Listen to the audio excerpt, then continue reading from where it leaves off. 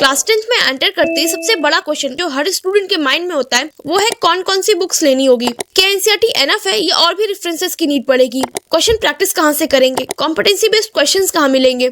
ये जितने भी क्वेश्चंस आपके माइंड में हैं उनको आज हम इस वीडियो में आंसर करेंगे। तो hello guys, welcome back to Explain 9th and 10th। और आज हम बात करेंगे वो सारी बेस्ट बुक्स जिनकी नीड आपको क्लास 10th में पढ़ने वाली है, या वो बुक्स जो टॉपर्स यूज करते हैं और जहां से आप competency based, picture based, diagram based वो हर टाइप के क्वेश्चंस प्रैक्टिस कर पाओगे जो रिसेंटली आपके एग्जाम्स में इंक्लूड किए जा रहे हैं और आपके बोर्ड एग्जाम्स में भी पूछे जा सकते हैं। सबसे पहला क्वेश्चन जो किसी भी क्लास 10 के स्टूडेंट के माइंड में होगा वो ये है कि क्या एनसीईआरटी सफिशिएंट है, क्या सिर्फ एनसीईआरटी पढ़कर 90-95% मार्क्स स्कोर किया जा सकता है। तो इसका सिंपल सा आंसर है नो, क्योंकि जब आप लास्ट 3 to 5 इयर्स के क्वेश्चन पेपर उठाकर देखोगे तो यू विल फाइंड आउट कि कॉन्सेप्ट तो आपके सारे एनसीईआरटी वाले ही यूज हो रहे हैं, बट आपके क्वेश्चंस का लेवल जो है वो एनसीईआरटी क्वेश्चंस के लेवल से बहुत हाई है। इनफैक्ट अगर हम इस बार का ही सेशन 25-26 का ही मैथ्स के बोर्ड एग्जाम्स का क्वेश्चन पेपर उठाकर देखें तो इसमें भी आपके क्वेश्चंस का लेवल जो है वो एनसीईआरटी क्वेश्चंस के लेवल से बहुत हाई था। इवन ये जो 50% क्वेश्चंस आपके बोर्ड एग्जाम्स में कॉम्पिटेंसी बेस्ड आते हैं और ये जो multiple choice, assertion reason, case based, picture based इस तरह के क्वेश्चंस होते हैं, ये क्वेश्चंस भी आपके एनसीईआरटी में नहीं प्रेजेंट है। तो इसके लिए भी आपको रेफरेंसेस की नीड पड़ेगी ताकि आप इस टाइप के क्वेश्चंस को भी प्रॉपर्ली प्रैक्टिस कर पाए और एग्जाम्स में प्रॉपर्ली अटेम्प्ट कर पाओ। इन शॉर्ट, एनसीईआरटी सिर्फ आपका बेस बनाती है, बाकी competency based questions, multiple choices, assertion reason, case based, picture based, map based, ये जो अलग अलग टाइप के क्वेश्चंस आपके बोर्ड एग्जाम से पूछे जाते हैं उनके लिए आपको रेफरेंसेस ही खरीदनी पड़ेगी। अब यहाँ पर जो सबसे बड़ी मिस्टेक जो ऑलमोस्ट सारे स्टूडेंट कर रहे होते हैं वो ये है कि कंफ्यूजन में आकर बहुत सारी बुक्स ले लेना और फिर कंस्टेंट एक बुक से दूसरे बुक पर जंप करते रहना। इससे होता ये है कि ना ही आपका सिलेबस कंप्लीट होता है और ना ही आप किसी एक बुक को भी प्रॉपर्ली कंप्लीट कर पाते हो। इसलिए आपको ये पता होना बहुत जरूरी है कि वो कौन सी बेस्ट बुक्स होंगी जो हमें खरीदनी चाहिए, या वो कौन सी बुक्स होंगी जिनका यूज टॉपर्स करते हैं, जिनसे टॉपर्स पढ़ते हैं। तो देखो, अगर हम सब्जेक्ट वाइज बेस्ट बुक्स की बात करें, जिसमें अगर हम सबसे पहले मैथ्स की बात करें तो मैथ्स में जो दो चीजें आपको चाहिए वो है basic clarity plus question practice. Basic clarity के लिए आप एनसीईआरटी एग्जाम्पलर्स प्रैक्टिस करोगे। एनसीईआरटी में जितने भी एग्जाम्पल्स हैं, एक्सरसाइज क्वेश्चंस हैं, एनसीईआरटी एग्जाम्पलर्स में जितने भी क्वेश्चंस हैं उन सबको आप प्रॉपर्ली 2 to 3 टाइम्स प्रैक्टिस करोगे।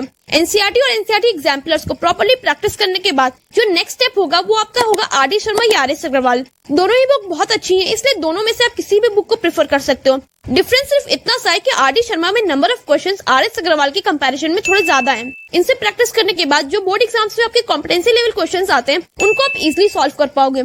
इसके बाद जो एक और बुक आपको प्रैक्टिस करनी ही करनी है वो है क्वेश्चन बैंक। क्वेश्चन बैंक में भी मैथ्स के लिए सबसे बेस्ट क्वेश्चन बैंक जो है वो है ओसवाल के question bank. Question bank practice करने के लिए मैं आपको इसलिए कह रही हूँ क्योंकि क्वेश्चन बैंक में वो सारे टाइप्स के क्वेश्चंस होते हैं जो रिसेंटली आपके एग्जाम्स में इंक्लूड किए जा रहे हैं, जैसे केस बेस्ड हो गया, असर्शन रीजन हो गया, पिक्चर बेस्ड हो गया। ये सारे टाइप के क्वेश्चंस आपके क्वेश्चन बैंक में इंक्लूडेड होते हैं। इन शॉर्ट, मैथ्स में सबसे पहले एनसीईआरटी एग्जाम्पलर कंप्लीट करोगे, इसके बाद आप आर डी शर्मा या आर एस अग्रवाल से प्रैक्टिस करके लास्टली क्वेश्चन बैंक प्रैक्टिस करोगे। इसके बाद आता है साइंस। साइंस में भी सबसे पहले आप बेसिक्स के लिए एनसीईआरटी कंप्लीट करोगे, एक एक लाइन, एक एक क्वेश्चंस के साथ सारे examples, activities, Intex questions, back questions सब कुछ कंप्लीट करने के बाद आपका नेक्स्ट स्टेप होगा एस चांद या अरिहंत की ऑल इन वन। ये दोनों ही बुक बहुत अच्छी हैं, इसलिए आप इन दोनों में से किसी भी एक बुक को प्रेफर कर सकते हो। दोनों में डिफरेंस सिर्फ इतना सा है कि एस चांद में आपको हर चीज बहुत ही डीपली एक्सप्लेन किया हुआ है, बट वहीं ऑल इन वन में आपको एस चांद जितना डीपली एक्सप्लेन नहीं किया हुआ है, बट एक्सप्लेनेशन इसमें भी बहुत अच्छी है। अब ये दोनों बुक्स लेने को मैं आपको इसलिए कह रही हूँ क्योंकि एनसीईआरटी में आपको applications, experiment, explanation, uses, methods, preparation, examples, definition, ये सब चीजें इतना इजी वे में एक्सप्लेन नहीं किया हुआ जितना इजीली आपको इन बुक से समझ में आ जाएगा। इसके बाद जो आपका नेक्स्ट स्टेप होगा वो होगा क्वेश्चन प्रैक्टिस। क्वेश्चन प्रैक्टिस के लिए साइंस में भी सबसे बेस्ट क्वेश्चन बैंक आपकी ओसवाल की क्वेश्चन बैंक है। इसमें आपको assertion reason, picture based, diagram based, NCERT activities पर बेस्ड हर टाइप के क्वेश्चंस मिल जाएंगे जो आपके बोर्ड एग्जाम्स में पूछे जा सकते हैं। इन शॉर्ट, साइंस में भी सबसे पहले आप बेसिक्स के लिए एनसीईआरटी कंप्लीट करोगे, उसके बाद आप कॉन्सेप्ट क्लियर करने के लिए एस चांद या ऑल इन वन उठाओगे, लास्टली क्वेश्चन प्रैक्टिस के लिए आप ओसवाल की क्वेश्चन बैंक प्रैक्टिस करोगे। इसके बाद आता है सोशल साइंस। अगर हम सोशल साइंस की बात करें तो सोशल साइंस में सबसे बेस्ट बुक जो आपके लिए होगी वो है एनसीईआरटी। सोशल में हिस्ट्री, ज्योग्राफी, सिविक्स, इकोनॉमिक्स, इन चारों बुक्स को कम्प्लीटली लाइन बाय लाइन पढ़ लेते हो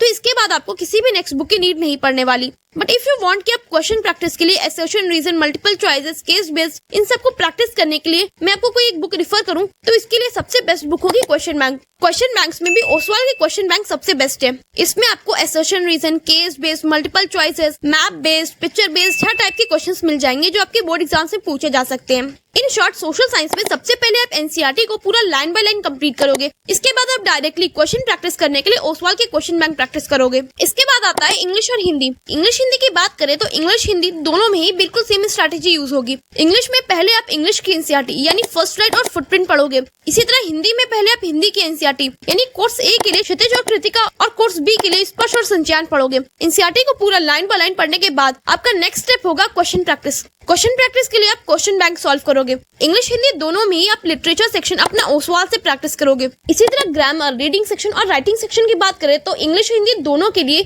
अरिहंत की ऑल इन वन प्रीफर करोगे, क्योंकि इसमें आपको हर चीज बहुत ही इजी वे में एक्सप्लेन किया हुआ है। इसके बाद आप अगेन क्वेश्चन प्रैक्टिस के लिए इंग्लिश हिंदी दोनों में ही ओसवाल की क्वेश्चन बैंक की प्रैक्टिस करोगे। इन शॉर्ट इंग्लिश हिंदी दोनों में लिटरेचर के लिए आप एनसीईआरटी और क्वेश्चन बैंक प्रैक्टिस करोगे, बट इंग्लिश के ग्रामर, रीडिंग और राइटिंग सेक्शन और हिंदी के अपठित गद्यांश, पद्यांश, व्याकरण और लेखन पार्ट के लिए आप all in one plus question bank practice करोगे। संस्कृत के लिए भी आप इंग्लिश और हिंदी की तरह ही सेम स्ट्रैटेजी यूज करोगे, यानी लिटरेचर पार्ट के लिए आप NCERT plus question bank practice करोगे और व्याकरण, अपठित गद्यांश, पद्यांश और लेखन पार्ट के लिए आप all in one plus question bank practice करोगे।